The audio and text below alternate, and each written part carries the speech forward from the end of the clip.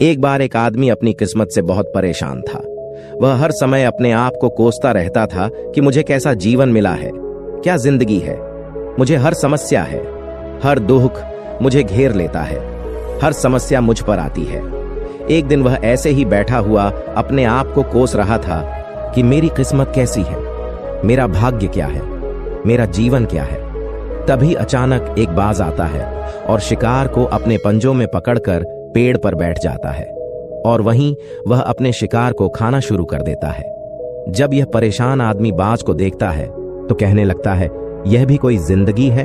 वह कितनी मजेदार जिंदगी जी रहा है।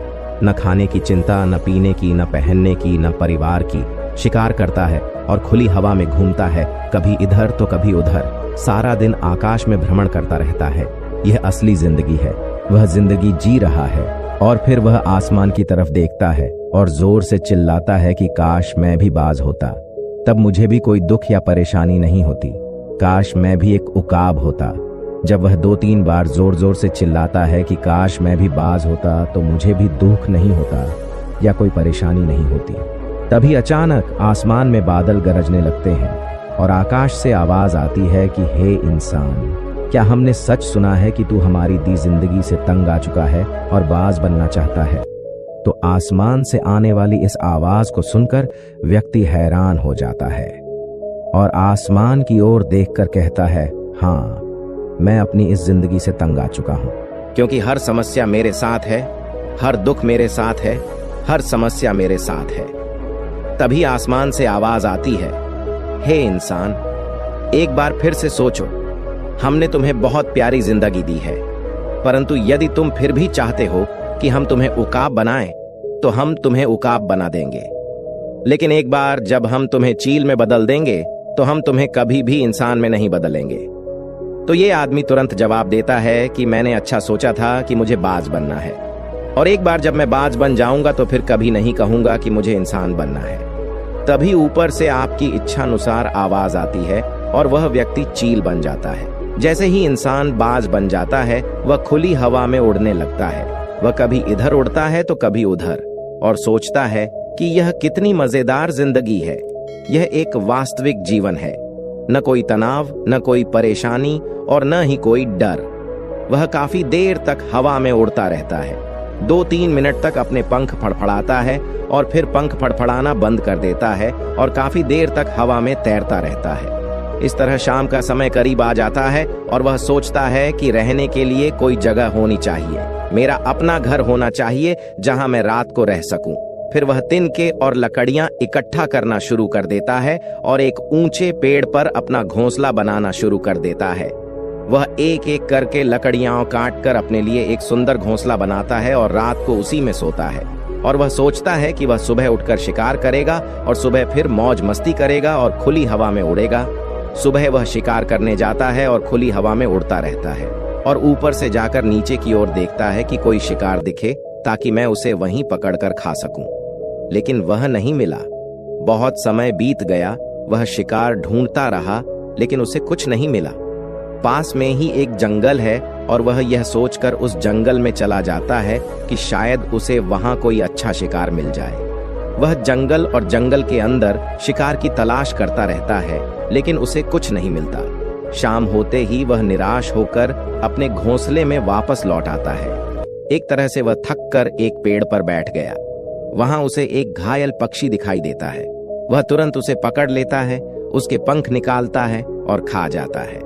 उस पक्षी को खाने के बाद वह अपने घोंसले में लौट आता है और सोचता है कि भले ही यह बीमार पक्षी है, लेकिन खाने के लिए कुछ है।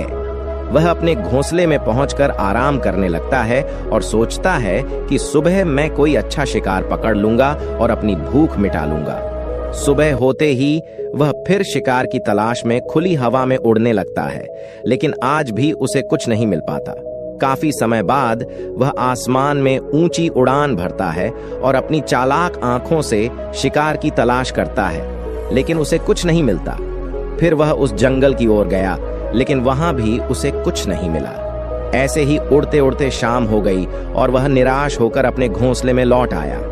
रास्ते में वह एक पेड़ पर बैठ जाता है और सोचता है कि हो सकता है आज भी वहां कोई बीमार पक्षी मेरा इंतजार कर रहा हो। लेकिन हर बार किस्मत मेहरबान नहीं होती। इस बार उसे कोई पक्षी नहीं मिला और वह थककर अपने घोंसले में वापस चला गया।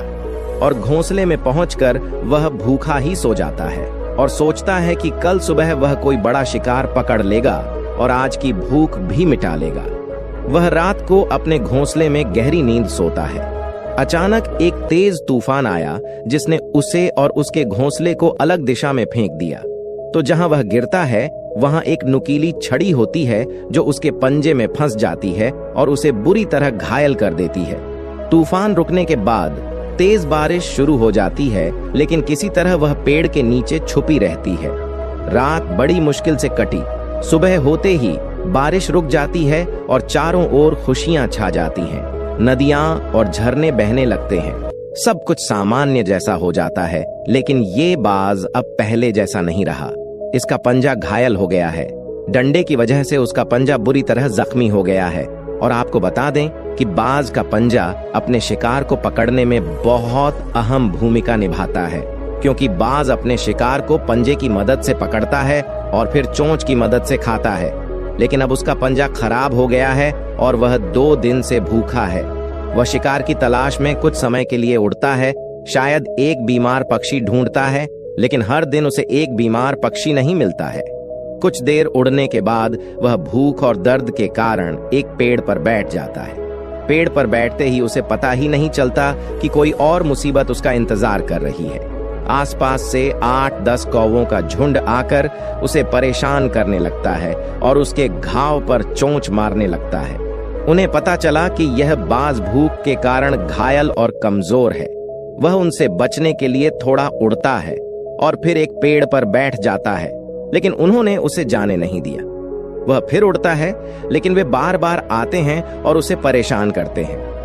कौवे अक्सर बाज के साथ ऐसा करते हैं, लेकिन फिर चील भी कौवे के साथ खेल खेलती है। जब कौवों का झुंड बाज को परेशान करता है तो बाज सीधा आसमान में ऊंची उड़ान भरने लगता है। कौवे भी ऐसे ही उड़ने लगते हैं, लेकिन कुछ देर तक उड़ने के बाद वे इतनी ऊंचाई पर पहुंच गए जहां उन्हें उचित ऑक्सीजन नहीं मिल पाती।